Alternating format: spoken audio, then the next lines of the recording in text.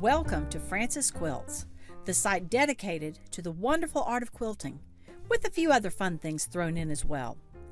If you like what you see here, be sure to give it a thumbs up and subscribe so that you can be notified of future videos. Hey guys, welcome back to Frances Quilts. Today we are returning to our grid quilting. I've kind of lost my oomph for it over the last few weeks, but I have a few more designs that I want to try. And today we're going to do one called a hanging flower basket. I've actually already stitched it and I kind of like it. So let's just go and have a look at it and see first of all how to draw it out and then how to stitch it.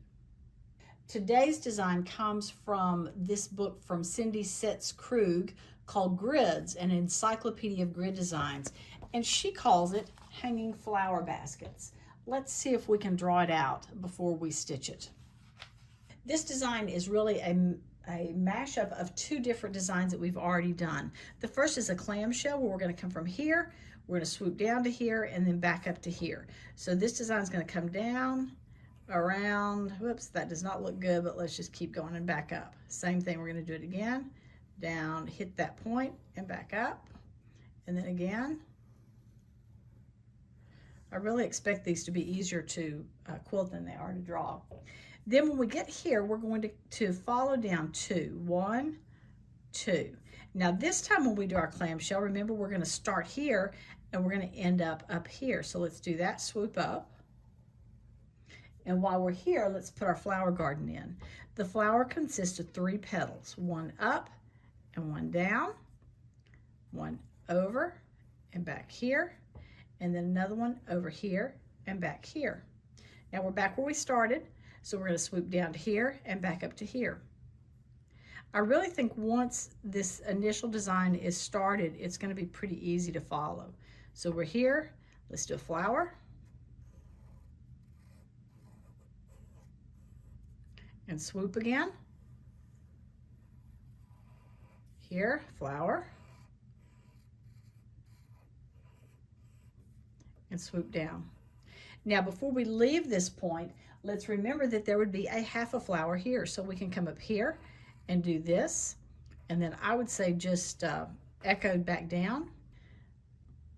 Not echo, but travel on that same line back down. And then do our other one. And when we're back here, we're going to come back down and swoop. Whoops. And back up. And a flower. And then swoop down and back up. And another flower. And then down again. And back up. And again, we have one of these half ones. So we can come up. You could either travel or, travel back down here, or you could come down here and do it that way. And then come down again, go down 2, and here we go again.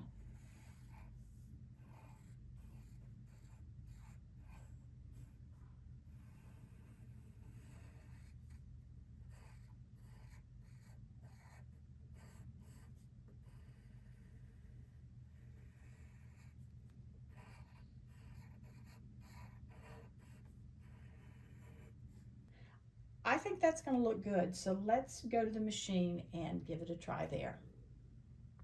Alrighty, let's see if I can actually stitch this design. Remember that the first move is going to be from here down to here and back up to here in a clamshell sort of shape.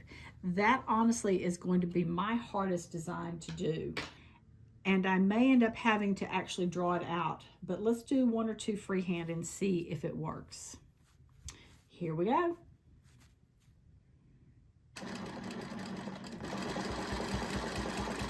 Down and hitting that corner and then back up. Yeah, not perfect, but not horrible. Let's try again and see if I can actually hit that corner a little bit better this time. Yeah, I still missed it. And one more. There we go. Again.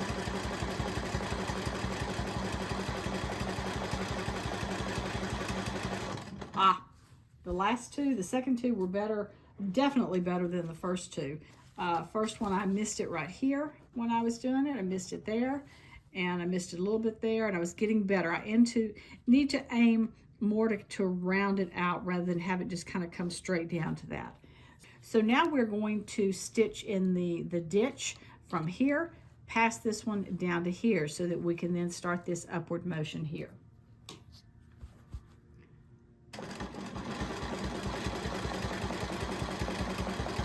Okay, that part I can do okay.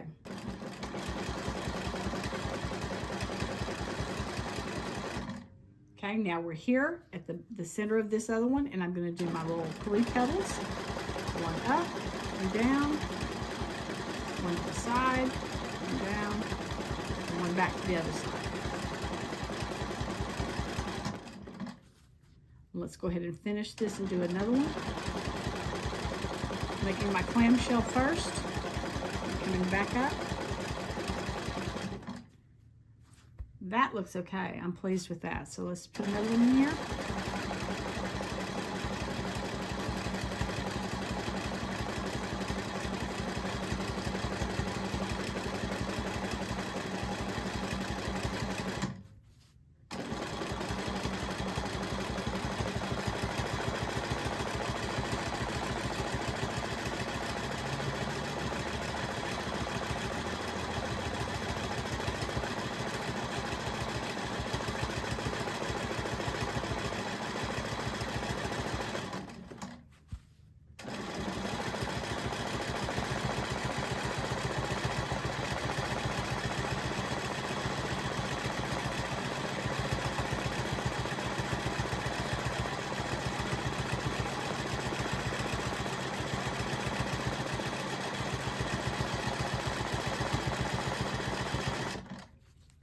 That's looking all right. I'm happy with that. Now, since I'm down at the bottom of this one, I want to go ahead, I think, before I go any further, I think I'm going to go ahead and put in the half petal that I have right here. We're going to assume that this edge right here is the end of the design. So I'll put in half a petal. And I guess I will just follow it back since I'm not sure exactly what would be on the other side. And put in this one. Now I'm ready to go again.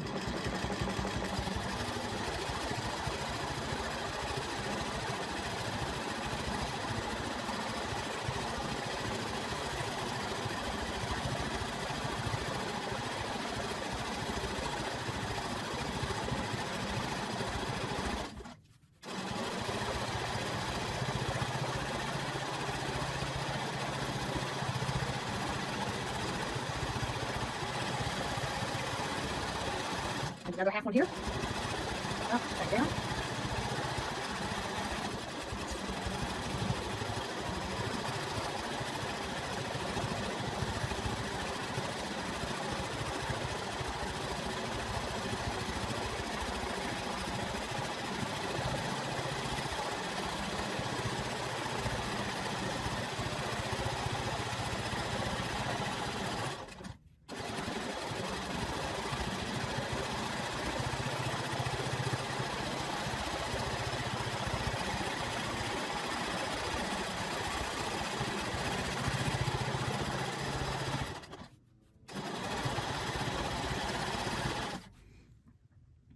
Now I have to come back in and fill in the flowers here, so I'm just going to go along the bottom as if this were the end of my design, the edge of my design.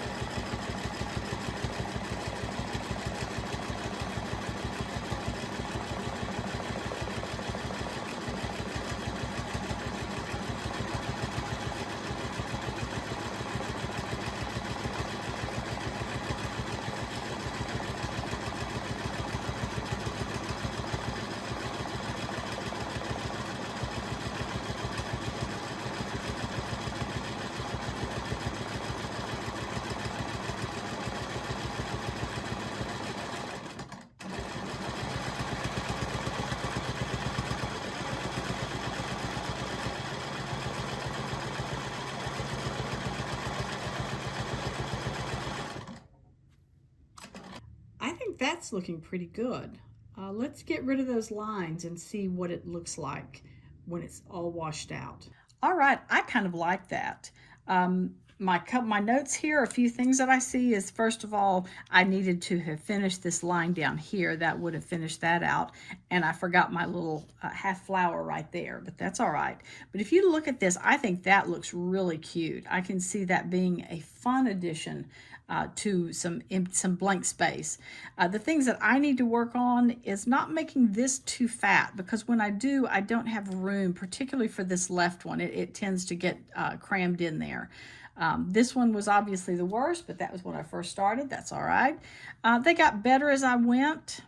When I got down to this one right here, I tried to think to myself, okay, make it narrower, make this first petal narrower and not as round, so that it would give you room. That's what I probably need to go for right there. I was thinking that I was making them too tall because I had the lines in here, and was I going to touch that line? But looking back on it now, I could actually make them much taller and have them even go past that line that was originally drawn there. So that's something interesting to think about. I like this. This is fun. Here it is on the back side where you have the same color thread. That's fun, but I really like it better with the colored thread on it. I think that this one has much more impact to it than this one does. See, I told you it was easy and that I liked it. I think it would be a really fun design to put on a quilt that maybe was a little girly or a little feminine. I think you could have a lot of fun with that design on it. And you could even think of other ways to do those flowers in the center if you wanted to. You could even just put a leaf shape in there if you wanted to, instead of trying to do the flower. So many things we could play with that one. And I love things that are really versatile like that.